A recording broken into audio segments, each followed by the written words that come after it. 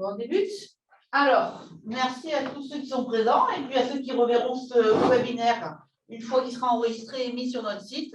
Parce que comme la première fois, une fois que la production aura été faite, on mettra tout ça à votre disposition sur le site cfr-pacar.fr. Donc, on va vous faire aujourd'hui une information collective à destination des maîtres d'apprentissage avec moi-même, juriste au CFA régional agricole public en PACA, mon collègue Rénal Calafard et Jean-François Brice, avec Fabrice Fontaine à la réalisation. Donc, Rénal, présente-toi rapidement. Bonjour, Rénal Calafard, référent qualité régionale pour le siège du CFA régional à Antibes. Bonjour, Jean-François Brice, donc animateur pédagogique et aussi en même temps référent du logiciel Ipareo pour la région PACA. Bonjour, Fabrice Fontaine, animateur communication. Donc, si vous pouvez poser vos questions plutôt par écrit, ça évitera les embouteillages. Voilà, donc on vous a volontairement coupé le micro. Ça ne veut pas dire qu'on vous empêche de vous exprimer. Ça veut juste qu'on vous demande d'utiliser le chat pour poser éventuellement vos questions. Voilà, je vous propose de démarrer. Allez. Oui, je suis Emmanuel Navarro, juriste au CFA régional. Je l'ai fait en préambule, Rénal, ne t'inquiète pas. Alors, en fait, on a régulièrement des questions qui viennent sur le fait de prendre un apprenti. Qu'est-ce que ça change? Pas tant de choses que ça. Ce qui change, c'est prendre un apprenti, c'est devenir employeur. Et pour certains d'entre vous, c'est parfois comme ça que vous devenez employeur, c'est-à-dire d'abord en prenant un apprenti. Donc, être un employeur, ça veut dire forcément, s'il te plaît, Fabrice, ça veut dire forcément transmettre une fiche de paye. Ça peut paraître anodin, mais on a encore beaucoup d'apprentis qui n'ont pas, dans des délais raisonnables, de fiche de paye. Payer, c'est bien, mais c'est une obligation de l'employeur que de fournir une fiche de paye de manière régulière et pas chaotique. Mais être employeur, c'est aussi garantir une mutuelle. Alors, depuis 2016, si vous ne le savez pas, mais je ne pense pas vous l'apprendre, les employeurs privés doivent proposer une couverture complémentaire de santé collective. Cette obligation s'étend aux apprentis. Il y a un seul cas, c'est l'apprenti peut faire une demande de dispense d'adhésion par écrit à la condition, et c'est vraiment, que sa cotisation corresponde à 10% de son salaire au moins. Vous savez que les apprentis ont des petits salaires. Donc, si vous aviez un apprenti dont la cotisation s'élèverait à plus de 10%, il pourrait demander à être dispensé d'adhésion mutuelle. Vous n'avez pas le son, monsieur Julien? Non, ce n'est pas normal. Est-ce que les autres ont le son? Ou est-ce que je parle dans le vide? Oui, j'ai remis le son. C'est bon.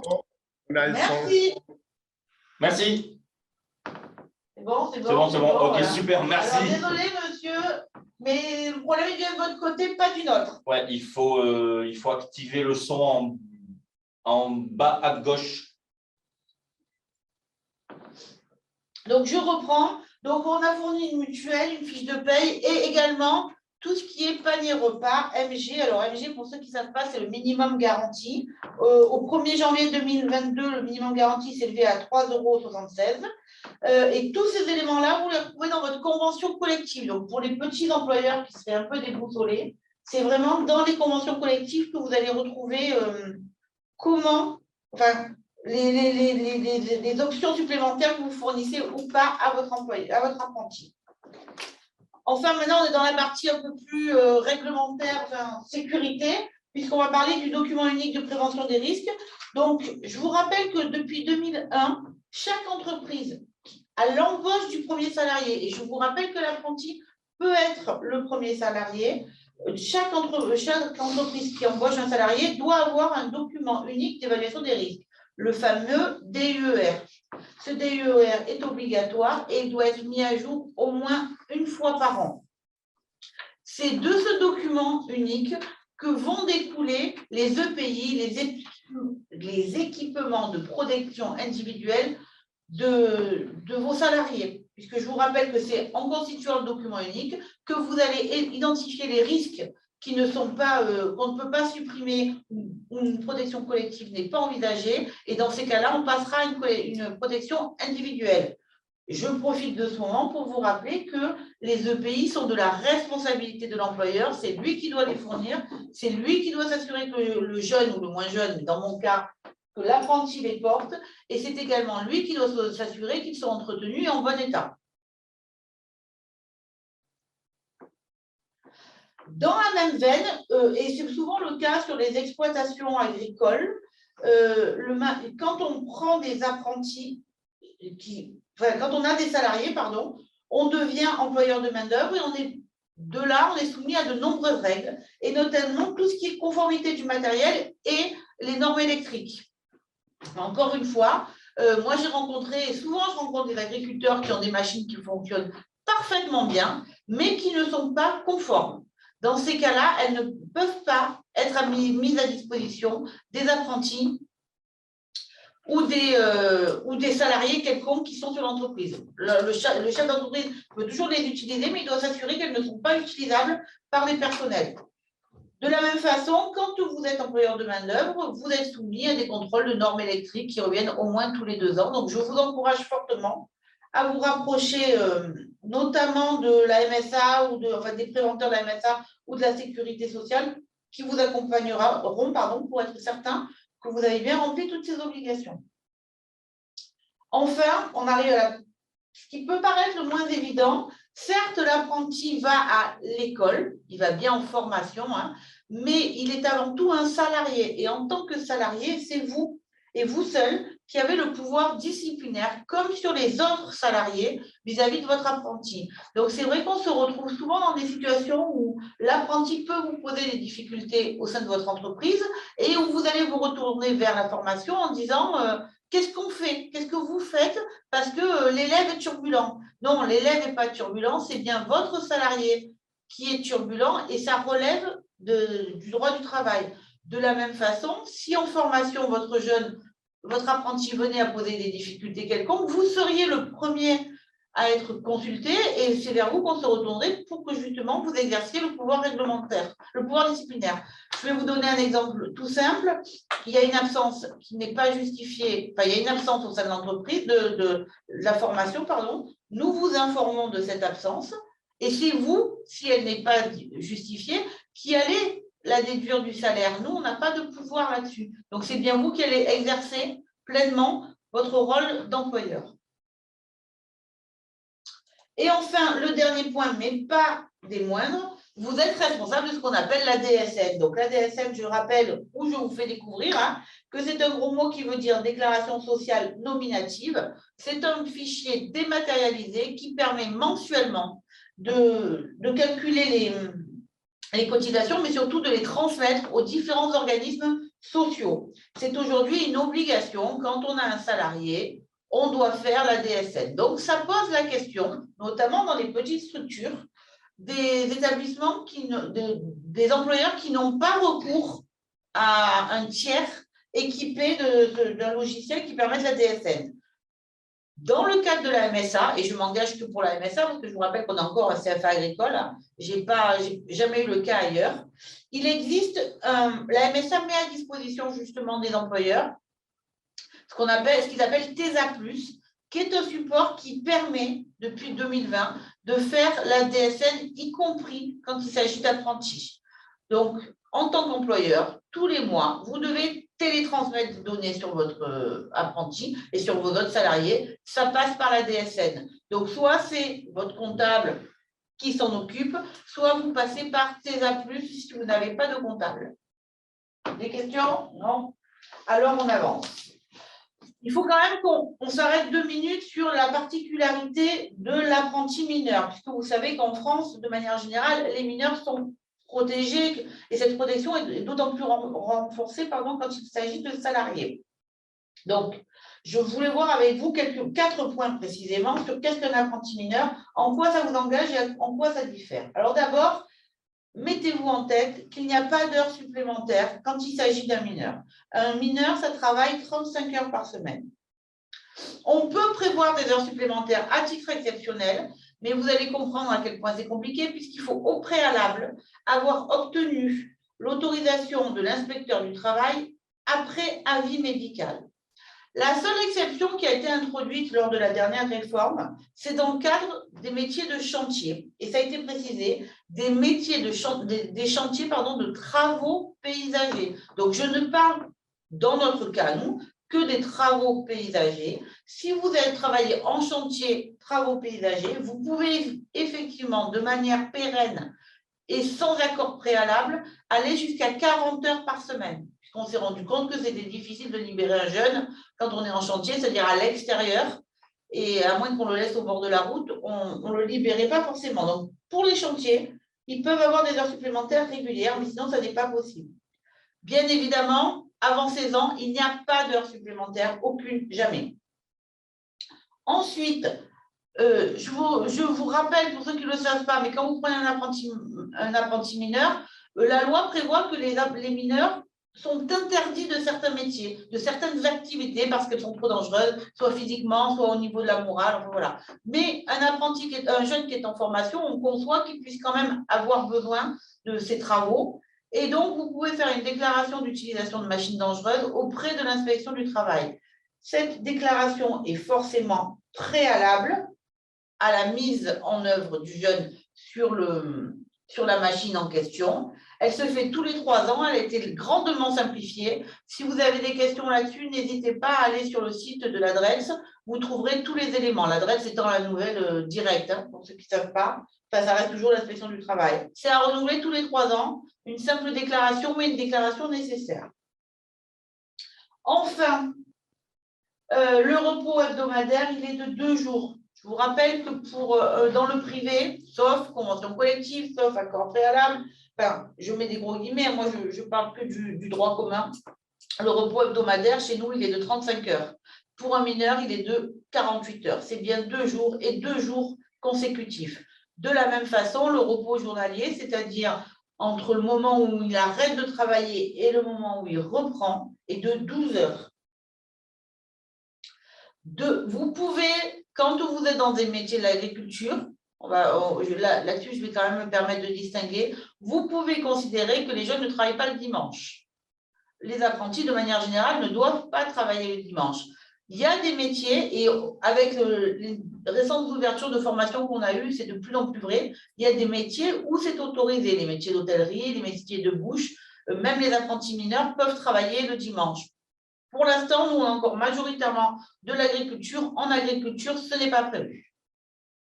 Je vous rappelle que le travail de nuit pour un mineur de 16 à 18 ans, c'est de 22 h à 6 h du matin, c'est interdit. Et pour un moins de 16 ans, c'est de 20 h à 6 h du matin. C'est toujours interdit, sauf certains secteurs. Et enfin, le dernier point que je voulais voir avec vous, sauf certains métiers, et vous le savez en général, vous êtes mieux informés que moi, le principe, c'est que les jours fériés sont des jours chômés pour les mineurs, ce qui n'est pas le cas pour les majeurs. Voilà. Donc, avec ces 4 informations, vous avez remarqué ce qui distinguait un apprenti mineur d'un apprenti majeur. Des questions? Toujours pas. Maintenant, si vous êtes d'accord et avec les retours qu'on a eus, c'est pour ça qu'à la fin, à un moment, on vous posera des questions. N'hésitez pas à nous faire savoir ce qui a pu vous manquer dans ce webinaire, parce que ce sera l'occasion de vous en présenter plus. Donc, les aides, aujourd'hui, il n'y a plus qu'une seule aide. C'est l'aide unique à l'embauche d'apprentis. On va d'abord parler du droit commun et après, je vous parlerai des exceptions.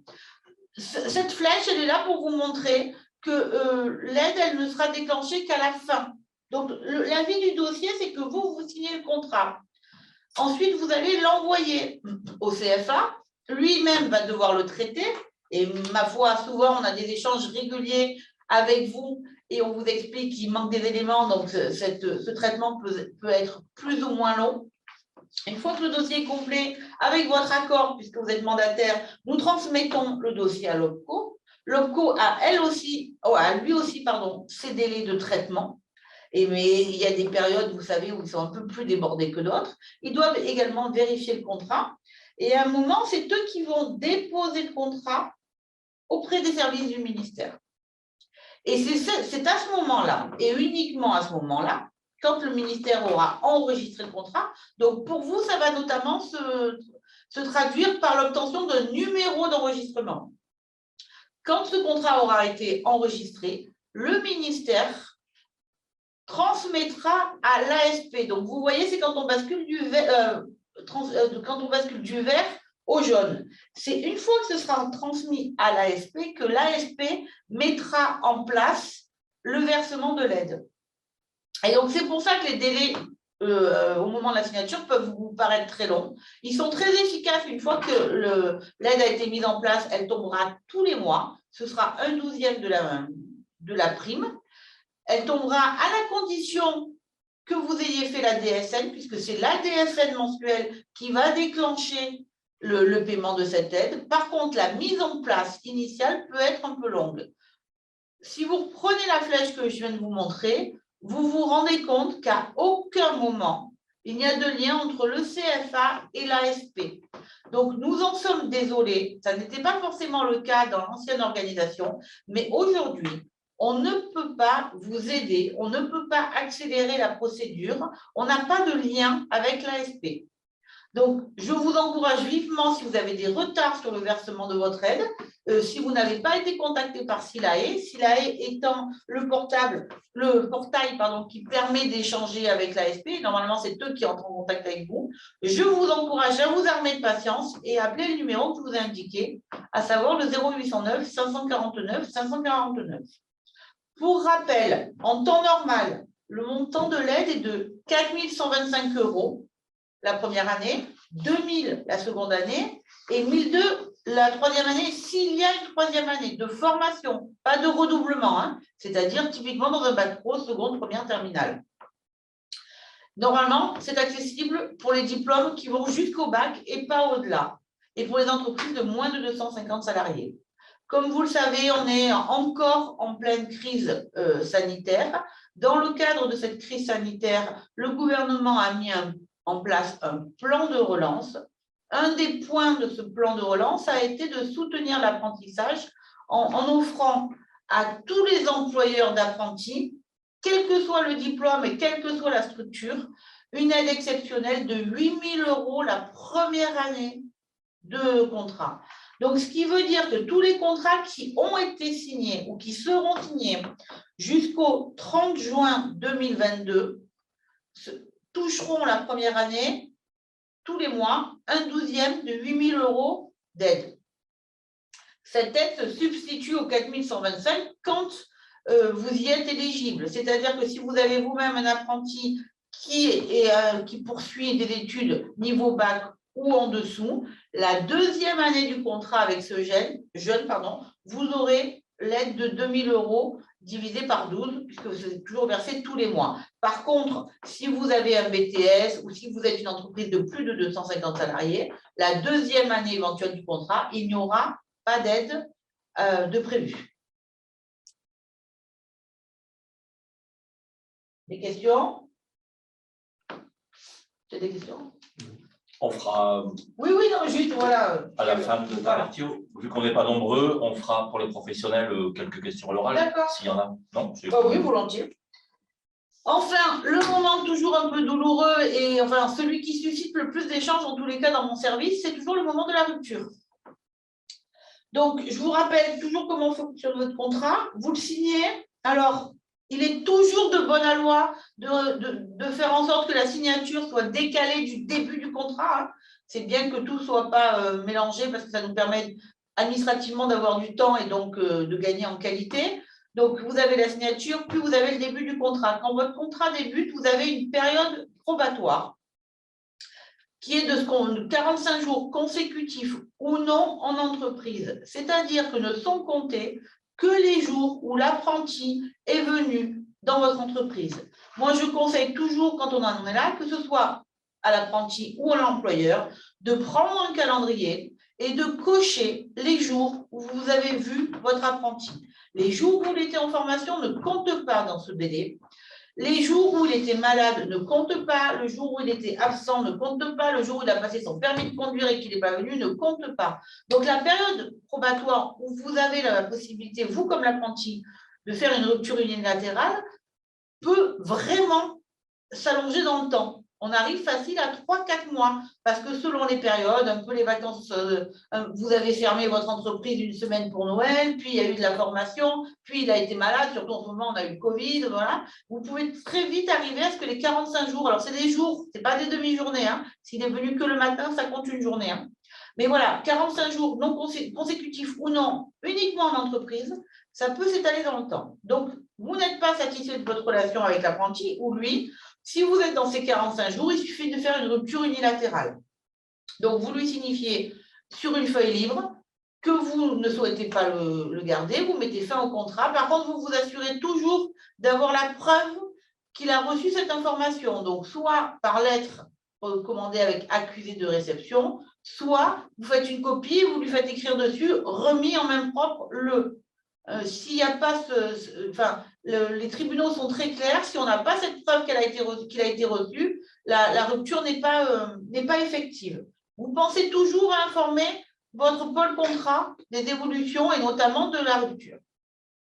Une fois que ces 45 jours, consécutifs ou non, sont passés, donc ça y est, vous êtes dans une relation qui est plus pérenne. Et désormais, pour les nouveaux contrats, enfin les nouveaux contrats qui sont plus si nouveaux, hein, mais depuis la réforme de 2018, il y a d'autres motifs de rupture. Il y a plusieurs motifs de rupture.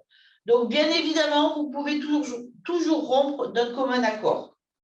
Ça n'a pas changé. Vous tombez d'accord avec l'apprenti et éventuellement les représentants légaux. Vous n'êtes plus satisfait de votre relation. Vous y mettez un terme sur papier libre. Vous écrivez les éléments. Vous datez. Il signe aussi le représentant légal éventuellement. Vous repartez chacun avec un exemplaire de document et vous informez le pôle contrat. Je ne vous le souhaite pas, mais il y a également la possibilité de rompre suite à liquidation judiciaire. Les deux grandes nouveautés sur lesquelles on va s'attarder 2 secondes sont la démission et le licenciement, qui n'était pas possible jusqu'à présent. Donc, la démission elle est désormais possible pour votre apprenti. Votre apprenti peut vous quitter à la double condition. D'abord, qu'il ait saisi le médiateur de la chambre conciliaire dont dépend le contrat. Donc, si votre contrat dépend de la chambre d'agriculture, c'est la chambre d'agriculture. Si ça dépend de la chambre des métiers, c'est la chambre des métiers. Il doit écrire au médiateur de cette chambre en lui disant « Je souhaite mettre fin au contrat qui me lie avec l'entreprise A ». Et il doit, une fois que ce courrier a été reçu, il doit respecter un délai de 5 jours. Une fois que ce premier délai de 5 jours est passé, il peut vous signifier sa volonté de rompre, toujours pareil, par écrit, remis en main propre ou lettre recommandée avec accusé de réception. Et il est alors soumis à un préavis de 7 jours. Il vous doit 7 jours. Alors, bien évidemment, si vous tombez d'accord, vous pouvez toujours supprimer le préavis. Mais lui, vous doit normalement 7 jours de préavis. Enfin, désormais, il y a plusieurs cas de rupture à l'initiative de l'employeur. Alors, bien évidemment, et ce n'était pas prévu avant, hein, donc c'est important, pour force majeure. Alors, c'est toujours un motif à utiliser avec prudence, hein. La baisse d'activité n'est pas une force majeure, hein. Ça fait partie de la responsabilité de l'entrepreneur que de pouvoir anticiper son activité, hein. Par contre, la force majeure, ça peut être, enfin, je vous prends l'exemple qu'on a eu dans la région, ça va être la tempête Alex, qui a détruit l'activité de beaucoup d'entreprises. Donc, celui qui qualifie en dernier la force majeure, c'est-à-dire un événement inévitable et imprévisible, s'il devait y avoir discussion, ce serait le juge qui trancherait. Donc, à utiliser avec parcimonie. L'inaptitude médicale, là-dessus, il n'y a pas à discuter, puisque c'est un médecin qui se prononcera pour dire que votre apprenti n'est plus apte. Et enfin, la faute grave. Donc, je vous rappelle qu'une faute grave, c'est un certain degré de faute, c'est une faute qui empêche le maintien de l'apprenti en entreprise. Donc là, on revient sur une procédure de licenciement plus classique et pleinement dans votre rôle et dans votre responsabilité d'employeur, puisque vous avez le pouvoir disciplinaire et vous devrez respecter la procédure de licenciement avec les convocations, les comptes rendus, les délais francs. Mais si vous estimez que les fautes commises par votre apprenti relèvent de la faute grave, vous pourrez alors enclencher une procédure de licenciement. Dans tous les cas, il est important pour vous que vous informiez le pôle contrat dont vous dépendez. Donc, c'est-à-dire soit sur Carpentras, soit sur Antibes, puisque c'est ce qui va permettre que nous informions à notre tour l'OPCO et que donc le contrat soit réellement suspendu au niveau de tous les organismes sociaux. me semble bien que je n'ai rien de plus à vous rajouter.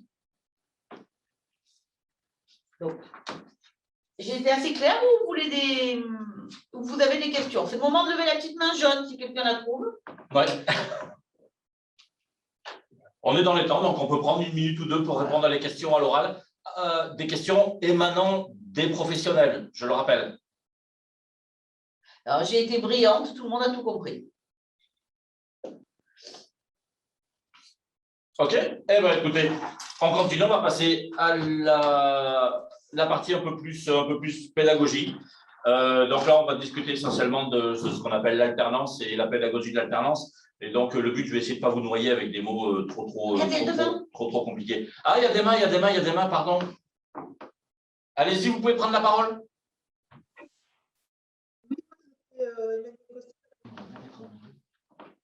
Vous m'entendez? Oui, ça y est.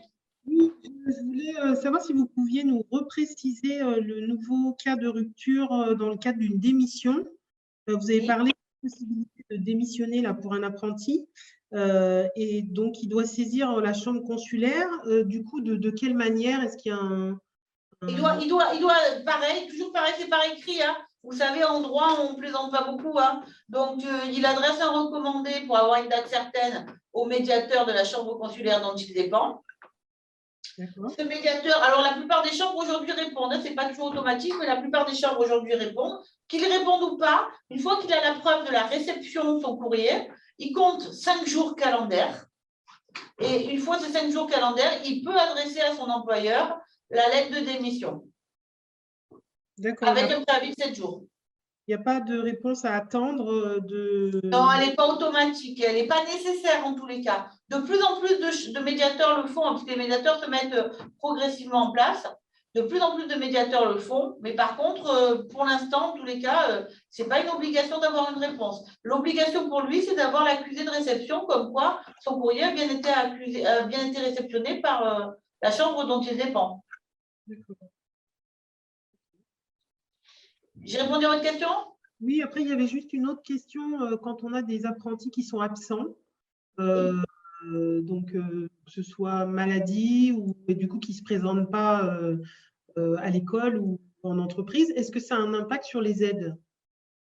Non, ça n'a pas d'impact sur les aides, sauf le jour où vous aurez une DSN à 0. C'est-à-dire que si votre jeune était absent 1 mois complet, vous auriez une DSN à 0. Et dans ces cas-là, il y aurait un report de l'aide. D'accord. S'il n'y a pas de salaire de verser, du coup. Voilà, s'il n'y a pas du tout de salaire de verser. Okay. Mais sinon, non, les aides, c'est le fait qu'il y ait des absences n'influe pas sur l'aide. Merci beaucoup. De rien. Il y a une Martine aussi qui a levé la main. Il faut ouvrir votre son, madame.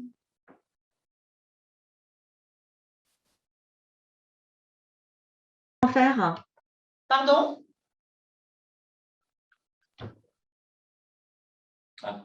Là, vous m'entendez? Oui, ça y est. Très bien. On vous écoute. Bonjour. Bonjour. En fait, j'ai envoyé un petit mot là dans les discussions, mais si je comprends bien, le BTS reçoit 8 000 € pour la première année et en deuxième année, on reçoit rien. Je n'ai pas bien compris parce que vous avez parlé de bac et… Oui, tout à fait. Vous avez un apprenti en BTS, c'est ça? Oui, c'est ça. Oui, donc la première année, vous allez toucher 8 000 € de prime parce que vous l'avez signé avant le 31 juin 2022. Donc, vous allez toucher normalement 12 fois 1/12 de 8 000 € au maximum. Par contre, la deuxième année du contrat, vous n'aurez pas d'aide, non. D'accord, ok.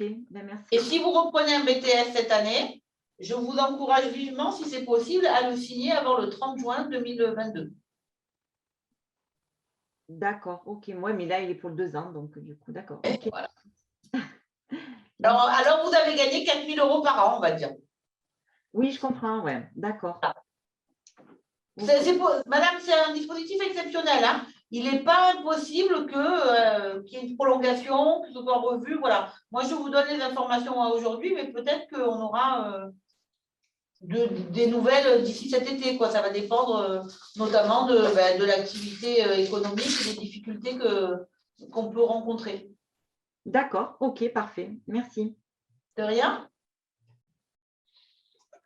Donc, on a Tu m'entends? Oui. Vous m'entendez? Et Oui. Alors, simplement savoir, pour la signature avant le 30 juin, on a bien compris, même s'il démarre 15 juillet, 1er août, 1er septembre. oui, oui, Ok. on peut faire jusqu'au début septembre, mais à la condition que le dossier soit complet dès la signature. Hein. Attention. Hein. D'accord. Ok. Voilà. Alors, on continue. S'il n'y a plus de questions, non, les petites mains jaunes, c'était les questions de tout à l'heure. Donc, on passe donc, sur la partie un peu plus pédagogique. Donc, vas-y. Voilà, il faut que tu me mettes les deux. Voilà. L'alternance, pour qu'on comprenne bien, on est vraiment sur un croisement entre deux grands systèmes, c'est-à-dire le système que j'appelle UFA-CFA, c'est-à-dire on est sur une logique d'enseignement avec une acquisition des savoirs de la part des apprentis, c'est ce qu'on appelle un peu les apprentissages formels. Et on a l'autre partie qui est plus la vôtre, qui est ce qu'on appelle la partie système travail, où on est en fait sur une logique de production. Nos apprentis sont dans une entreprise, alors même s'ils sont, qu'on appelle ça des professionnels en devenir, ils sont quand même apprentis, ils sont quand même salariés de notre entreprise, ils sont donc obligatoirement dans une logique de production et d'utilisation des savoirs qu'ils auront acquis dans les apprentissages formels précédemment. Et là, c'est ce qu'on appelle les apprentissages expérientiels.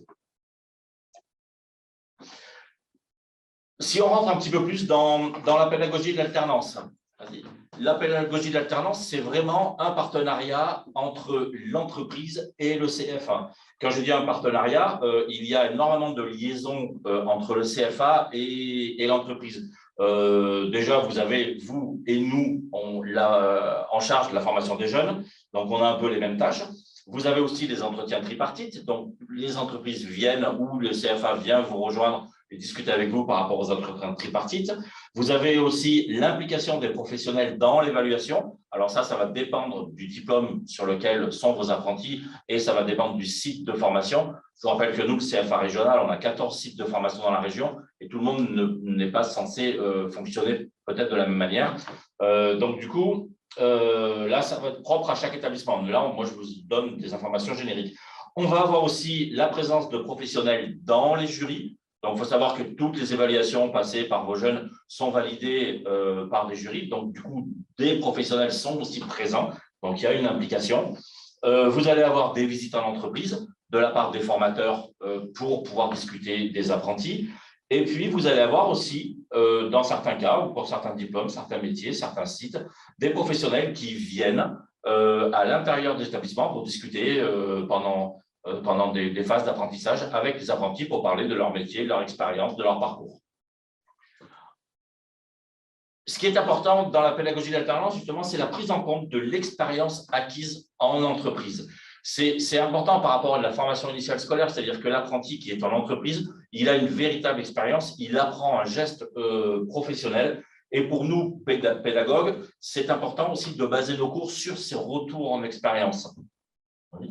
C'est ce qu'on appelle en fait la transférabilité entre les savoirs et les compétences. Comme je vous ai dit, en CFA, il apprend et il est sur une acquisition de savoirs. Et ces savoirs, le fait de les utiliser en entreprise, il va les transformer en compétences. Depuis les dernières réformes des diplômes, on a de plus en plus de séquences pédagogiques qui sont basées sur ce qu'on appelle des situations professionnelles de travail. Ces situations professionnelles de travail, c'est ce on va aussi enseigner par situation professionnelle contextualisée. Et ce qu'on appelle des situations professionnelles, là, je ne vois pas le petit bandeau en haut, par contre. Ce qu'on appelle en fait une situation professionnelle, c'est une situation, elle est identifiée par l'analyse du travail, je suis obligé de lire parce que je ne vois pas, et validée par les professionnels comme étant représentative de la compétence d'un professionnel confirmé exerçant en emploi. C'est-à-dire qu'aujourd'hui, on avait avant des diplômes qui étaient écrits avec maths, français, bio, etc. Aujourd'hui, la plupart des diplômes de l'enseignement agricole sont écrits en ce qu'on appelle en situation professionnelle significative. Je vous ai mis un petit exemple, par exemple pour le CAP jardinier paysagiste. Si vous regardez, il n'y a plus écrit bio, etc. Par contre, il y a écrit travail de préparation du sol, ou travaux de préparation du sol, pardon. pour travailler le sol en aménagement paysager ou pour réaliser une tâche, il faut faire appel à des compétences. Et pour faire appel à des compétences, il faut avoir forcément des savoirs. Ce qui veut dire qu'à l'intérieur, bien évidemment, on va avoir des cours de bio, des cours de sol, des cours sur les amendements, les micro-organismes. Mais tout ça, ça va être lié à une compétence et un champ de compétences professionnelles qui va permettre à un jeune, en fait, aujourd'hui, de ne plus forcément apprendre du par cœur comme avant, mais de comprendre pourquoi il fait un certain geste professionnel. Donc, en gros, on fait appel à des transferts et surtout à une compréhension, on va dire, horizontale de toutes les matières qu'il va voir pour pouvoir réaliser un geste. Ce qui veut dire que pourquoi le ministère a recréé les référentiels de formation de cette manière-là. Je vous rappelle qu'ils ont été recréés aussi avec les professionnels. Depuis la réforme, aujourd'hui, on a, par exemple, nous, on travaille au niveau jardin pas mal avec l'UNEP, et on sait qu'il y a des représentants de l'UNEP, l'Union nationale des entreprises du paysage, qui participent à la réécriture des référentiels. Tout ça, ça a été validé par de l'analyse du travail, par des professionnels. Et en fait, on s'est rendu compte que ça permet d'être beaucoup plus concret et d'être beaucoup plus motivant pour les jeunes. C'est en gros de réussir à faire des liens pour les apprentis entre les matières et les gestes professionnels. Et on se rend compte depuis la rénovation de ces diplômes que ça fonctionne relativement bien. Voilà. Je ne sais pas si vous avez des questions. Je ne vais pas aller plus loin trop dans la pédagogie pure et dure. Vous pouvez y aller. Je n'ai pas de petite main levée ou… Non, je ne vois pas. Non. Ouais, en fait, la pédago… Allez. Bien, merci Jean-François. Pour la partie qui concerne la démarche d'amélioration continue, qu'on appelle tout simplement la démarche qualité, il faut savoir que tous les centres de formation en France, désormais, sont sur un dispositif qui vous assure, en tant qu'employeur, de la bonne conduite de la formation de vos apprentis. Pour cela, nous devons répondre à des éléments de certification, donc ceux de l'AFNOR, à la fois sur le référentiel national qualité et aussi sur le référentiel de notre ministère de l'Agriculture qui s'intitule Qualiform Agri. Cette double perspective de mise en œuvre de cette démarche nous permet à la fois sur des éléments comme l'ont cité précédemment donc, mes collègues, à la fois sur la formation en entreprise, la formation dispensée aussi en centre de formation, sur l'accompagnement, le suivi de tous nos jeunes, tout simplement, d'évaluer auprès de vous votre état de satisfaction. Pour cela, nous avons mis en ligne une enquête depuis l'année dernière que vous trouverez donc sur NetIpareo. Donc, c'est Jean-François qui a procédé à l'ouverture de vos droits et il vous a transmis récemment un tutoriel à ce sujet. Donc, je lui laisse la parole pour vous expliquer ce qu'il en est exactement. Je vous remercie. Alors, NetIpareo, c'est un petit peu pour tous ceux qui ont des enfants et qui utilisent Pronote. Pronote, c'est le système des lycées et on va dire un peu éducation nationale. Et en fait, nous, on a donc ce logiciel qui s'appelle Ipareo et NetIpareo. En fait, toutes les entreprises ont un accès à NetIpareo et tous les apprentis ont aussi un accès à NetIpareo.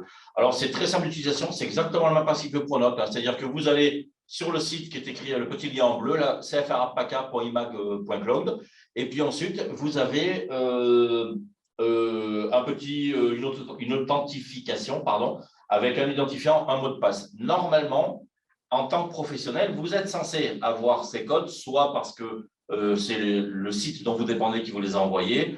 Si vraiment vous ne l'avez pas, regardez sur la diapo, il y a mon adresse mail qui apparaît, Jean-François sans cédille, .brice avec 2 S, parce que c'est mon nom de famille, n'écrivez pas avec un C, @educagri.fr, vous faites un petit mail, vous me dites quelle entreprise vous êtes et surtout,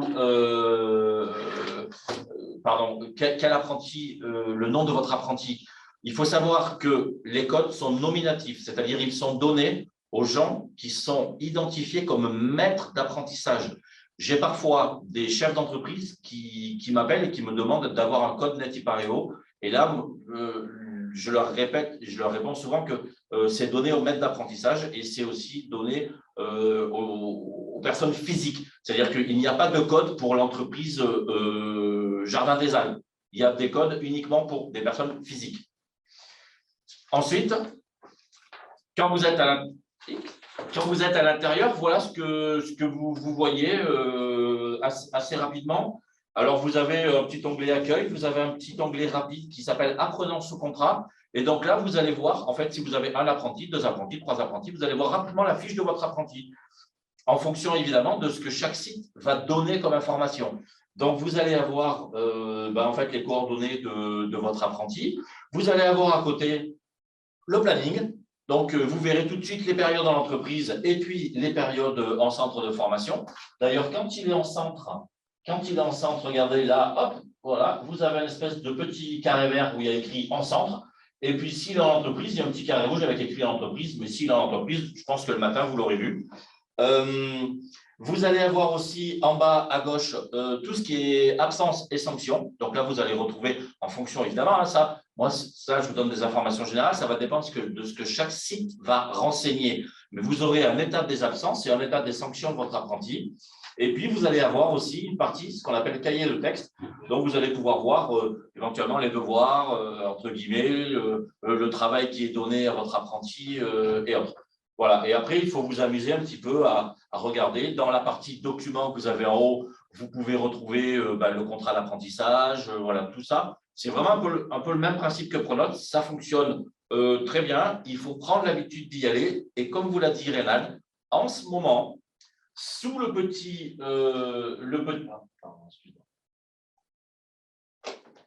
sous le petit là, encadré au centre, vous avez accès à une enquête de satisfaction. Donc là, sur la diapo, elle n'apparaît pas parce que vous avez vu, je me suis créé un compte pour moi et je n'étant pas maître d'apprentissage, je n'ai pas l'enquête qui est apparue. Mais là, vous avez un petit lien à cliquer et vous avez l'enquête de satisfaction pour les maîtres d'apprentissage. Donc, si vraiment vous n'avez pas vos codes, n'hésitez pas à m'envoyer un mail. En ce moment, j'en reçois beaucoup. Je vous réponds le plus rapidement possible en vous donnant vos identifiants et vos codes. En sachant que le mot de passe que vous allez tous recevoir, c'est un mot de passe provisoire. En raison de la RGPD, vous allez avoir un mot de passe un peu complexe et il faudra, dès la première connexion, le changer. Mais tout ça, je vous le rappelle par mail. Voilà. Si vous avez des questions, un petit peu sur tout, il n'y a pas de souci. Alors, tout au plus, je vous précise, parce que je ne l'ai pas fait, et je m'en excuse, c'est que cette enquête est ouverte à partir du mois de mars. Oui. Elle a débuté début mars et elle se terminera donc fin mai. Donc, si vous avez la possibilité de vous connecter, de remplir ce questionnaire, sachant qu'on l'a pris en considération par rapport aux remarques qui ont été faites l'année dernière sur des aspects tout simplement qualitatifs, donc l'amélioration de cette enquête, elles ont été prises en compte. Et donc, vous allez découvrir tout simplement ce questionnaire réaménagé en fonction de vos attentes aussi par rapport à ce qu'on vous demande. Donc, encore merci pour votre coopération dans ce domaine.